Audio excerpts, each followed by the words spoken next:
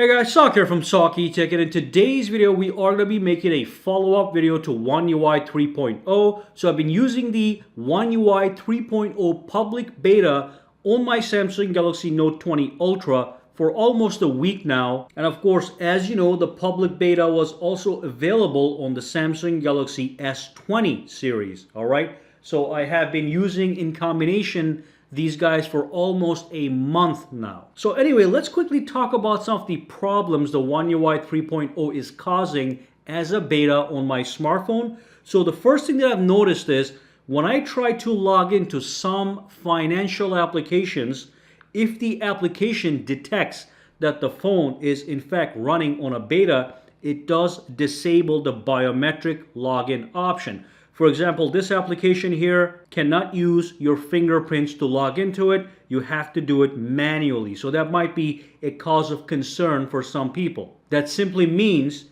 the application requires a certain level of security that the phone's software right now is not providing, so it disables biometric login. You have to do usual username and password. So that's one thing I noticed. The other big thing is a lot of you guys probably use Good Lock, okay? So if you are a Good Lock user, you're gonna be happy to know that if you don't have One UI 3.0, you are better off because a lot of the modules, not all of them, but a bunch of them are in fact unplugged. When a module is unplugged, it simply means you cannot use that module right now. So with Good Lock, we have it unplugged. We have the Multi-Star unplugged. We've got the Nav-Star unplugged. These are all good modules, by the way. The Noti-Star is unplugged. If I go to my family section, most of these guys have in fact been recently updated to work with One UI 3.0, which could mean the public release is coming very soon. But again, there's a bunch of them here that are unplugged, so you're not getting the full benefits of the Good Lock. So that's one more problem. So here's another problem. One more problem is if you download Wallpapers from the App Store, from the Galaxy Store, let's just go to the Wallpapers right here. Let's go into My Wallpapers. I'm going to go to Downloaded Wallpapers. Certain wallpapers are simply not working. So if I were to go down here, let me pick a static wallpaper. Let's go with this one right here. If I tap on the home screen, and if I tap on Set on Home Screen, it says could not set the wallpaper. Now some video wallpapers seem to work perfectly fine on the lock screen. But when I try to set a static wallpaper to the home screen, I'm getting this, I cannot see the preview, and when I tap on Set on Home Screen, I'm also getting couldn't set the wallpaper problem. Another minor problem is if you go into the Galaxy Store, some of the applications that get steady updates for One UI 2.5, because that is a stable release, are taking their time to get here. So recently there was an update to the video editor application that took a while to actually hit One UI 3.0, but it was already available on One UI 2.5 and before. So that's just a little thing, not a huge deal, but you are getting some lag in the latest updates to core Samsung applications on the phone. So those are some of the bugs that did bother me personally. Also, there's a lot more app crashes with the One UI 3.0. We do have a brand new battery and device care option on the top here, okay? Now when you click on it, look over here, it says app crashes detected. So when you click this, it gives you a care report, and then over here we have the app issues history.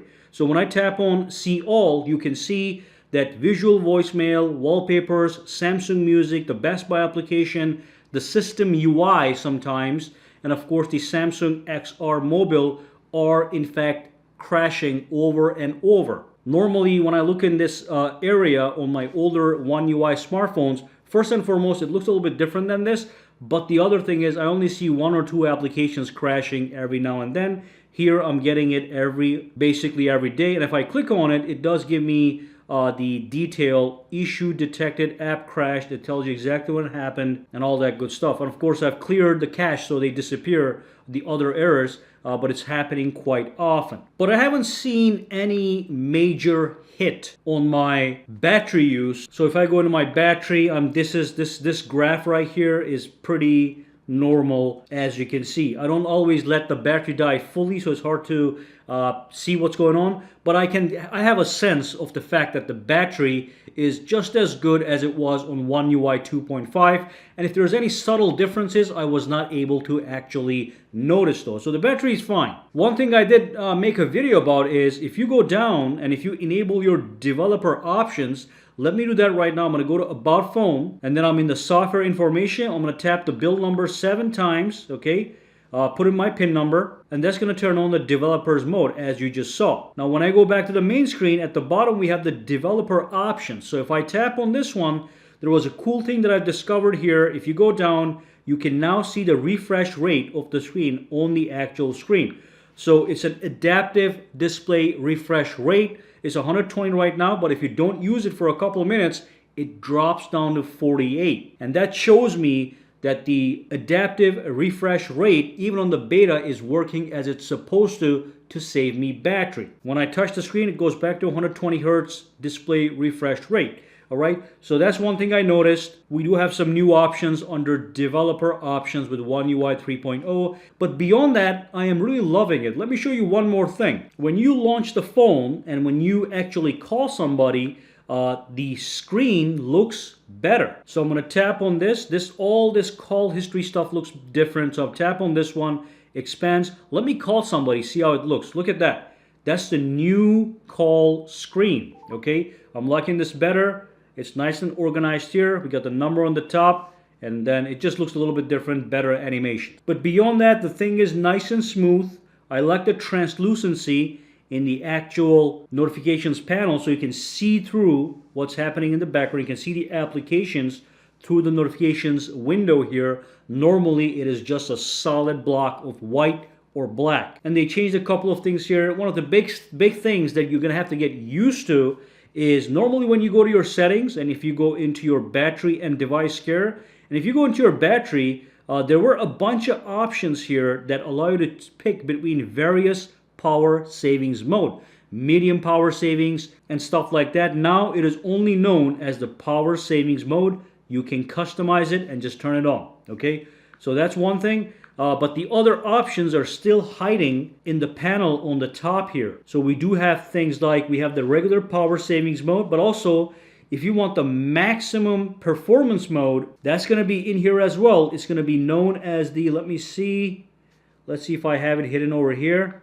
Edit the buttons. It's going to be known as the enhanced processing. That basically maximizes everything on your phone and gives you maximum performance, maybe to play games. It's going to be up to you. So that's the enhanced processing mode that you can grab and dump right here. They took that out from the actual battery and device care right here, and they put it in the quick toggles on the top. Okay, but that's just a quick follow-up. Overall, I'm liking the experience, minus the few bugs that I did encounter. If you did not upgrade to One UI 3.0, it's probably for the best right now because this is a beta. So it's going to have issues for people that are fully immersed in their smartphones. I have the ability to pick any other smartphone and just use that. Most people don't. So try not to update or worry about it too much, either until we get the official release or there's some more updates to the actual beta and more bug fixes, for which I'll update you when the time comes. All right. So if you have any questions, comments, or concerns, drop them down below and let me know. If you are having any issues with the One UI 3.0 public beta, drop it down in the comments so we can see what's happening. For now, guys, have a fantastic day. All right.